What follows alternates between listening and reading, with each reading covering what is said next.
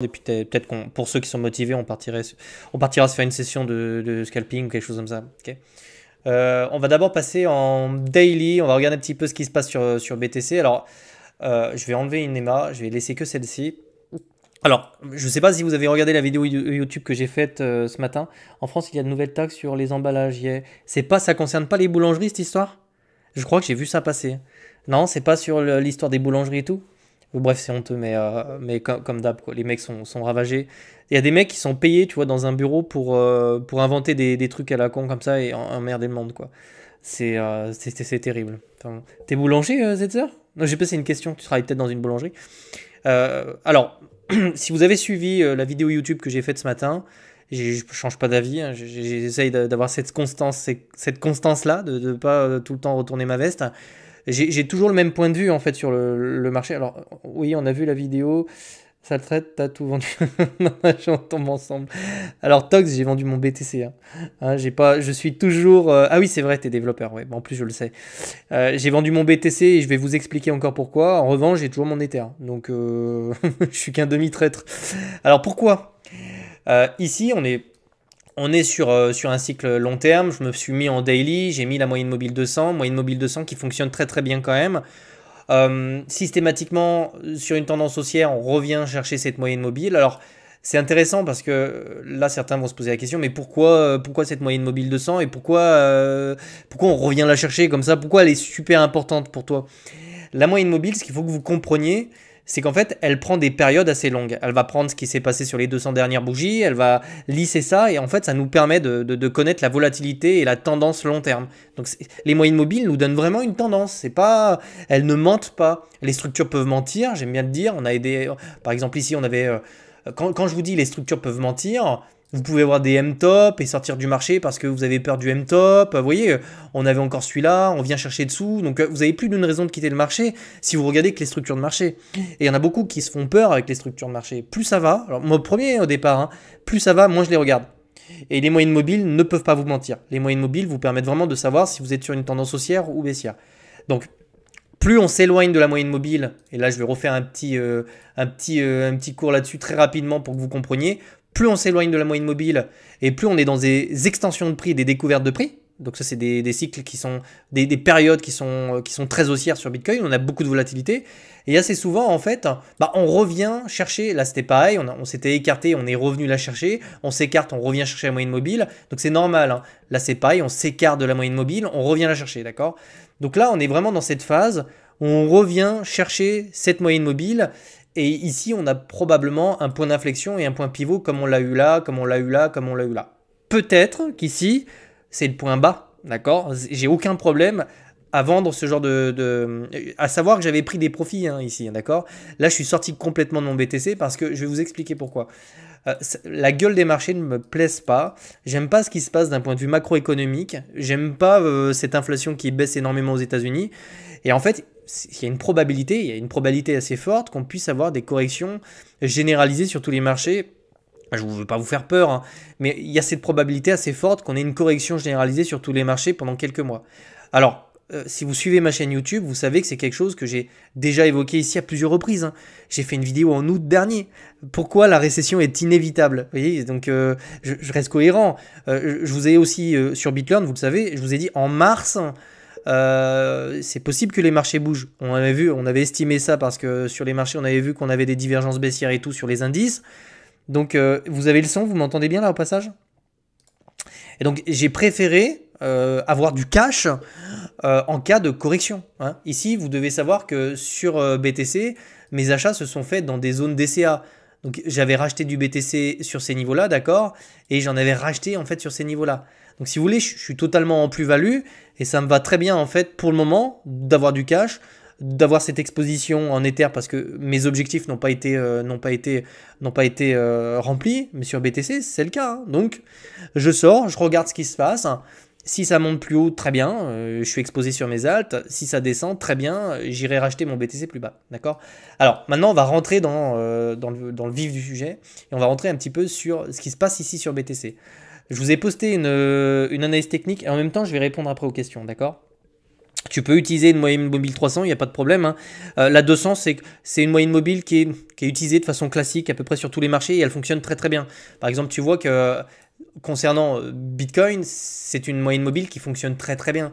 Si tu vas sur le Nasdaq, par exemple, on se met sur le Nasdaq, alors je vais virer un petit peu tout ça, c'est une moyenne mobile qui fonctionne très très bien. Mais tu pourrais très bien prendre une 300, hein. Mais voilà, pour moi, elle me permet sur une unité de temps très... En fait, plus tu augmentes les périodes de ta moyenne mobile et plus tu dois regarder ça sur des unités de temps qui sont plus grandes.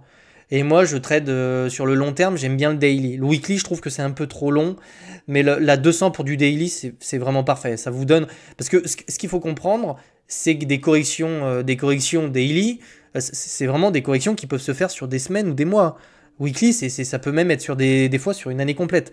Donc le daily, je trouve que pour avoir une vision moyen court terme, c'est bien. Voilà. Donc la moyenne mobile 200 sur du daily me convient bien pour faire mes choix, si vous voulez, d'accord? Donc ici, ce qui se passe, c'est qu'on commence à avoir des structures. Alors je me méfie parce que vous savez qu'aujourd'hui on va avoir des news, d'accord? Moi, ce qui m'intéresse, c'est la réaction. J'ai pas changé d'avis là-dessus, c'est pareil. On a ce support-là.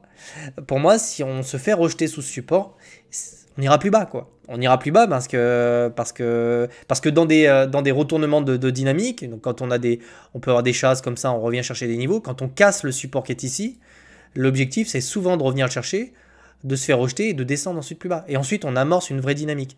Et moi, j'ai pas envie de rester piégé sur cette dynamique-là. Vous voyez, je pourrais très bien racheter du BTC plus haut sur des replis, etc.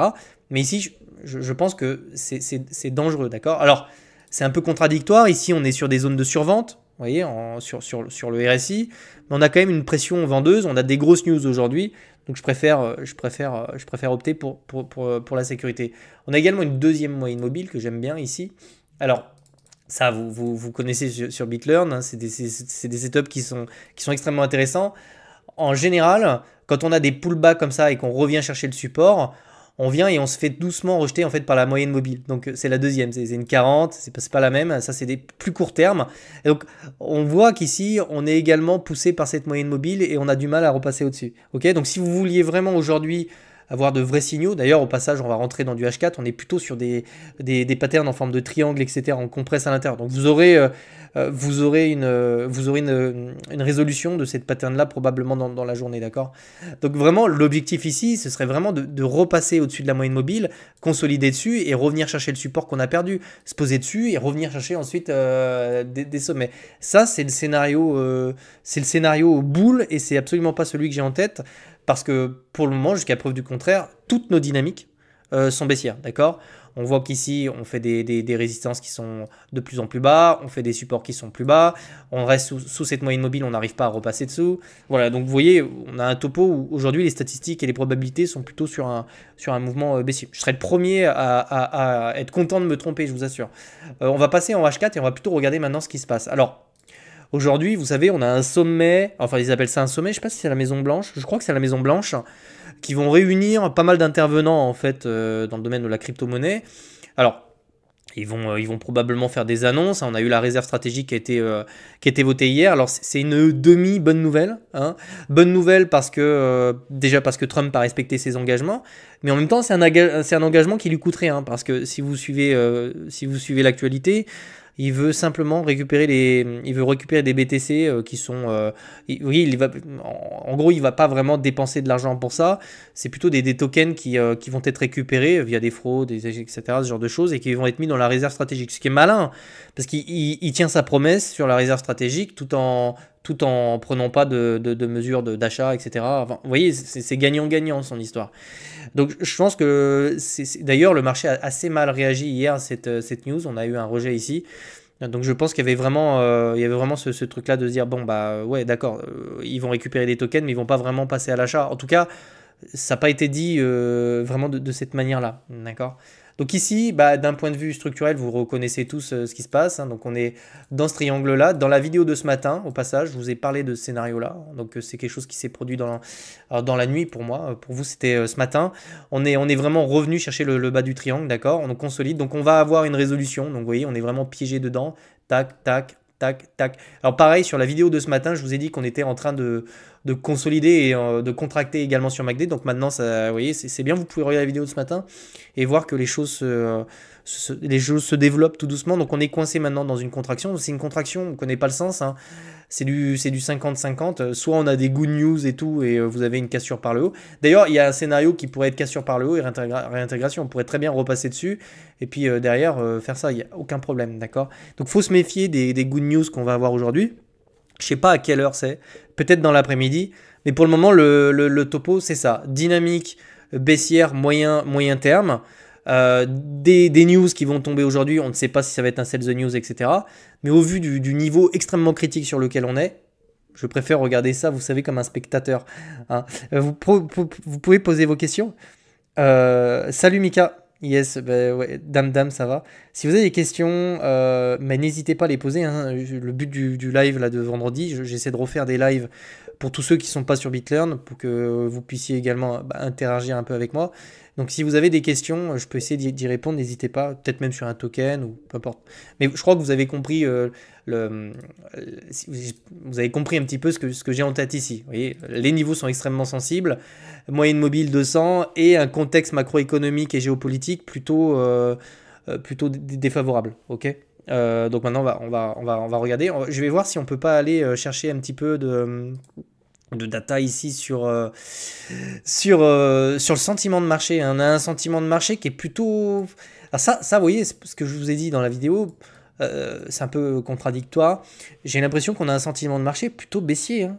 Plutôt baissier d'ailleurs. Donc ça m'invite également à la prudence. On pourrait très bien avoir, vous savez, une espèce de petite short squeeze, venir chercher un petit peu plus haut, chercher les 95 000, vous voyez, avant de se faire intégrer.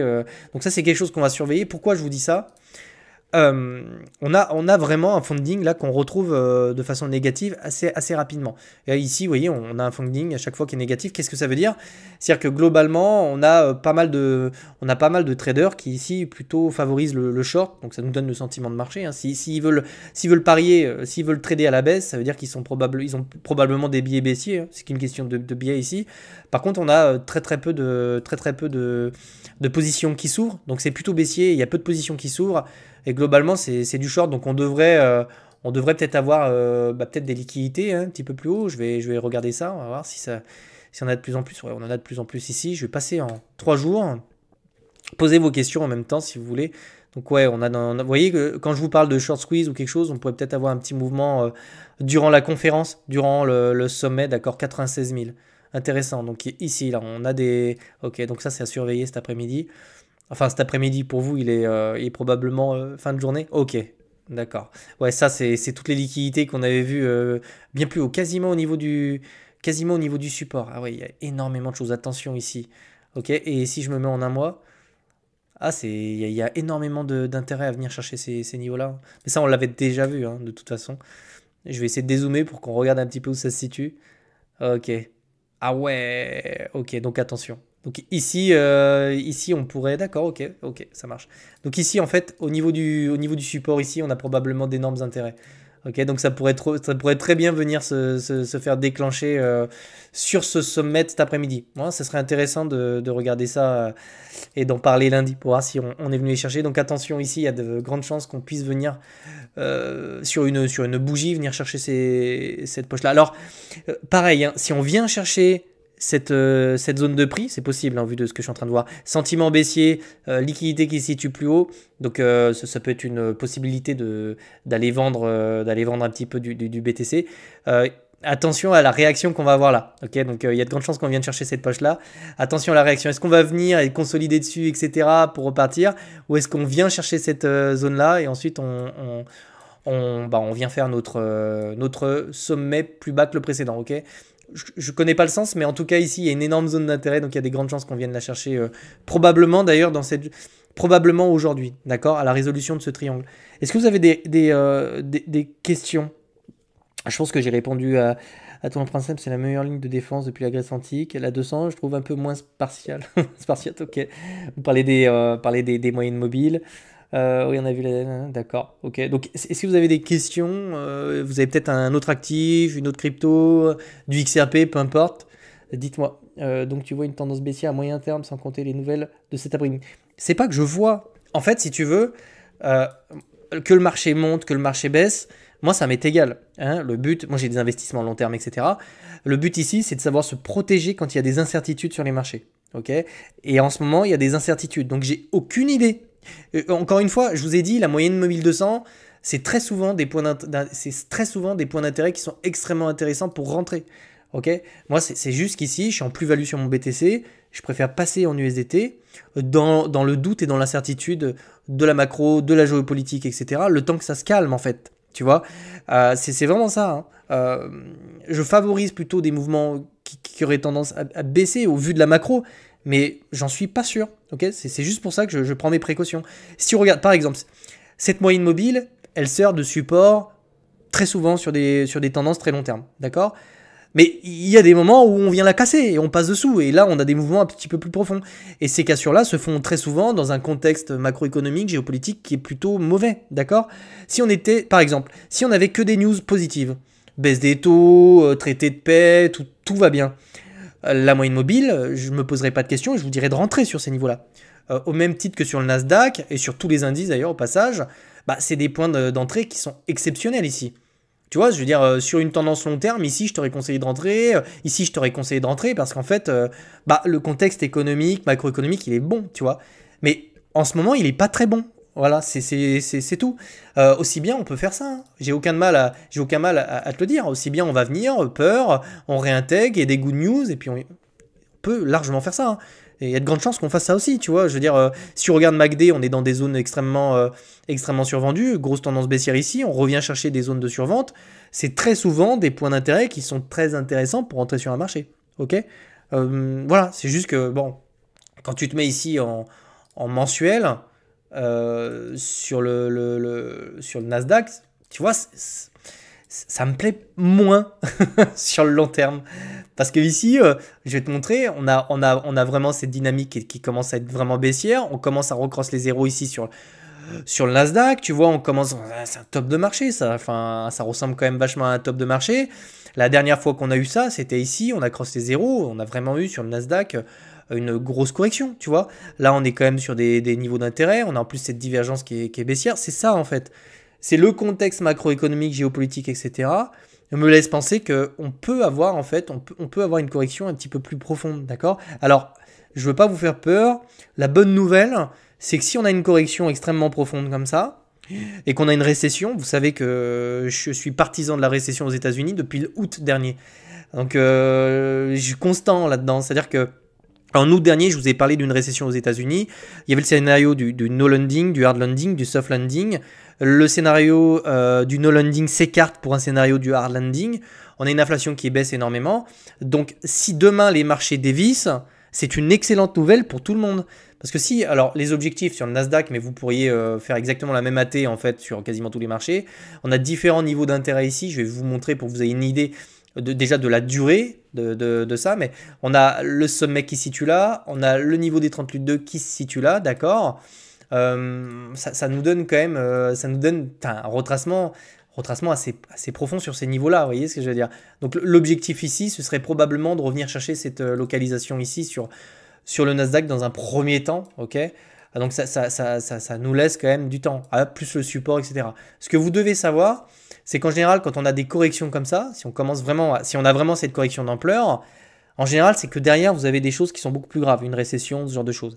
Et c'est précisément pendant ces périodes-là de récession que vous avez la Fed qui se met vraiment à baisser ses taux d'intérêt, etc. D'accord ? Et ça, en général, c'est toujours, ça anticipe toujours un mouvement très parabolique, très excessif sur les marchés haussiers. Donc si demain vous avez ce type de correction, et je pense qu'on en est là, dites-vous bien que sur ces niveaux-là, si vous avez en plus de ça les institutions qui se mettent à baisser les taux, il ne faut pas se poser 36 questions quand vous aurez les structures de retournement de marché, etc. C'est les opportunités d'une décennie, ça, d'accord ? Et je pense qu'on se rapproche, excusez-moi pour le micro, je pense qu'on se rapproche de cette opportunité de décennie. C'est-à-dire qu'on peut avoir des grosses corrections généralisées sur les marchés qui n'arrivent pas tous les jours, et derrière, vous avez une impression monétaire qui repart, et derrière, vous aurez probablement un run parabolique sur vos altcoins. Ce qui nous a manqué sur ce cycle. En fait, ici, on a vraiment eu des taux d'intérêt qui sont remontés après le Covid. On a eu vraiment l'effet Covid. Donc d'ailleurs, on a eu le dernier top sur le Covid avec une impression monétaire extrêmement favorable. Et certains ont été déçus sur ce cycle en se disant on n'a pas fait autant d'argent qu'on le voulait, etc. En fait, ce qu'il faut savoir, c'est qu'on a eu un cycle haussier sur les crypto-monnaies avec une politique monétaire plutôt défavorable. Les gens n'ont pas d'argent en fait, ou très peu d'argent, parce que les taux ont remonté, etc. On n'est plus en 2019. Et ça, les gens ont beaucoup de mal à le comprendre. C'est pour ça que la macroéconomie, j'en fais beaucoup, que ce soit sur BitLearn ou sur mon Twitter. On aura un cycle extrêmement parabolique avec une euphorie quand vous aurez une impression monétaire extrêmement favorable. C'est tout.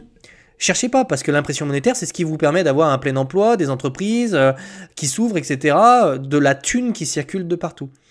Voilà, donc je pense qu'on est sur... je pense qu'on est sur ces niveaux-là. Voilà, je pense qu'on peut avoir un retracement assez profond. C'est pour ça que je préfère sécuriser du BTC, parce que ça me permettra d'avoir du cash. Ceci dit, voilà, sur mes actifs où j'ai pas eu de rendement important, Ether en fait partie. Ether, il y a cette pression Grayscale qui nous a vraiment fait chier durant quasiment tout ce cycle-là. Je le hold et je le mets sur une ledger. En revanche, je préfère avoir du cash avec mon BTC pour aller chercher des targets qui sont plus bas. Au passage, sur BTC, attendez-vous à ça. Si les niveaux actuels ne tiennent pas, le prochain, je préfère vous y préparer. Ça sera, je ne dis pas qu'on va y aller, mais ce sera probablement les 73 000 $. Ok, voilà. Et ce sera probablement d'ailleurs un niveau extrêmement important parce qu'on sera sur le niveau 38.2 qui tombe pile poil sur la résistance ici. Vous voyez, donc pour tenir ce cycle en fait sur le très très très long terme, le niveau des 38.2 ici doit être un niveau extrêmement important. Donc je pense qu'il y a des grandes chances, si je vois des structures sur ces niveaux-là, peut-être rentrer doucement si je vois une politique monétaire extrêmement favorable, des good news, etc. Voilà. Donc je pense que j'ai vraiment fait le tour. Après, si les alpes font encore moins 70%, on aura beau avoir une montée. Mais Loïc, alors tu me connais peut-être depuis longtemps, mais moi sur les altes, je vous ai dit une chose, et ça tout le monde te le dira ici, c'est BTC Ether, rien d'autre. Je ne prends rien d'autre, d'accord? Justement, pour éviter de rester piégé sur des altcoins. Pourquoi? Parce que j'ai déjà fait ces erreurs-là dans le passé. Il y a 8 ans, donc moi je suis arrivé en 2016, je suis arrivé full alt, pas de BTC, je me suis fait détruire, d'accord? À holder un bear market, etc. Donc maintenant c'est BTC Ether, il y a des ETF, c'est solide, il y a des fondamentaux. Voilà, moi je préfère holder un token qui corrige, mais qui est quasiment certain, je suis assuré de retrouver derrière un ATH ou mes thunes, etc. Plutôt que d'aller acheter des conneries, des conneries. Le Tao, on en reparlera. Hein. Je vous ai prévenu à plusieurs reprises que Tao, vous risquez de vous retrouver à zéro sur ça. Hein. Donc il y a vraiment je rigole à peine sur ça, hein. Mais vraiment, en plus je rigole pas. Hein. Tao pour le moment c'est un actif qui a eu un cycle avec une narrative autour de ça. On n'a aucune idée de savoir si ce truc-là sera encore là dans 5 ans. Ok, il n'a pas fait du tout ses preuves. Et il y a plein d'autres altcoins comme ça, d'accord? Donc il faudra vraiment, faut vraiment avoir un portefeuille qui, surtout si vous êtes débutant, qui est majoritairement à base de BTC. Et ça, je le redirai jamais assez. Et du BTC avec du levier. Alors, je ne parle pas du levier sur futur, je parle du levier utiliser des montants plus importants sur BTC. Par exemple, au lieu d'avoir 3000 $ d'altcoin, prenez 10 000 de BTC. Et vous ferez plus d'argent et vous aurez moins de pression psychologique dessus. Donc le but c'est de faire de l'argent, ici c'est pas d'en perdre. Alors je vais lire les commentaires. Et ensuite je pense que je vous laisserai. Donc tu vois une tendance baissière, ok ça j'ai répondu. Est-ce que tu penses que le marché crypto pourrait être décorrélé du marché? Non. Non, impossible. Tox, le marché... Tiens regarde, je vais te montrer. Le mieux c'est que je vous le montre directement, puisque la question est intéressante et elle revient très souvent. Et la réponse est tout le temps la même en fait. Je vais prendre le Nasdaq. Bon, je pense que voilà. Hein, je pense qu'on va se mettre d'accord sur la corrélation entre le Nasdaq et la macroéconomie. BTC. Alors, tu vas voir la réponse, elle est flagrante. BTC a toujours trouvé son top en même temps que le Nasdaq. BTC a toujours trouvé son bottom en même temps que le Nasdaq. C'est pareil à chaque fois, d'accord? Donc il y a une corrélation évidente entre BTC et le Nasdaq. Non, je sais pas. Hein. Là, en ce moment, on est en train de trouver un top de marché sur le Nasdaq, on est en train de trouver un top de marché sur BTC. Donc, il y a une corrélation évidente entre la tradi, et je comprends même pas ceux qui vous disent le contraire, hein, je vous assure. Hein. Il y a encore des mecs qui vous disent, oui, mais avant, c'était pas le cas. Ben, je sais pas, si, c'était le cas avant, en fait, quand même. Ça a toujours été un peu le cas. Tout simplement parce qu'encore une fois, une politique monétaire extrêmement favorable, ça vous permet d'avoir du cash, c'est tout. Et si vous avez du cash, vous allez acheter du Nasdaq et vous allez acheter de la crypto. Ok. Donc je pense que tu as vraiment la réponse. Sedline, c'est-à-dire, moi, comme tous mes investissements, c'est un investissement à long terme. C'est vrai que la situation actuelle fait peur quand tu vois la volatilité. Encore une fois, le gars qui veut pas se former en analyse technique, qui est un investisseur long terme, etc., il vaut mieux qu'il garde ses BTC. Hein. Il n'y a pas de problème à holder du BTC, même en bear market, d'accord? Moi, je préfère optimiser parce que je fais de l'analyse technique, etc. Donc, je préfère vendre quand c'est sur des bons trucs et racheter beaucoup plus bas, etc. Mais si vous n'avez pas de connaissances, le mieux que vous puissiez faire, c'est mettre votre BTC sur une ledger, et puis, comme le gold, vous attendez, et puis voilà. Et c'est une méthode qui fonctionne très bien aussi. Le tout, c'est d'éviter d'acheter des ATH, c'est tout. C'est d'éviter d'acheter du BTC à 110 000 $. Parce que c'est psychologiquement beaucoup plus dur, là, par contre. Hein, ok. Ça donne quoi les résultats chômage bénéfique pour la crypto? Je crois que le chômage, là, il a baissé un petit peu. Moi, je m'attendais plutôt à un chômage qui augmente, d'accord, pour être honnête. Donc, pour le moment, je dirais que ça montre une certaine résilience de la part de l'économie américaine, sans plus. Je crois que prendre une data comme ça sur une journée, c'est pas intéressant. Ok, c'est la dynamique qui m'intéresse. Et le chômage a l'air d'augmenter et on a une inflation qui baisse. Et ça va. Je vous assure, regardez, je vous donne le scoop, mais au vu de ce que je suis en train de voir, c'est une question de jours ou de semaines avant qu'on vous parle de récession. Hein. Réellement. Hein. Et à ce moment-là, ça va être la panique, on va avoir des bougies rouges, etc. etc. Alors qu'en fait, la récession, c'est juste une excellente nouvelle. C'est précisément à ce moment-là que vous avez une politique monétaire favorable qui se met en place. Ok, donc les récessions sont des bonnes choses. Parce que si vous... Là, par exemple, on avait, très rapidement, on avait juste la menace. C'est-à-dire qu'on a une remontée des taux d'intérêt. Ça, c'est extrêmement négatif pour les marchés. Ça les empêche ça empêche une croissance économique, un PIB, etc. Et donc, en fait, moi, je l'attends, cette récession, depuis un moment. Parce que c'est précisément quand on aura une récession qu'on aura une impression monétaire et un nouveau cycle haussier.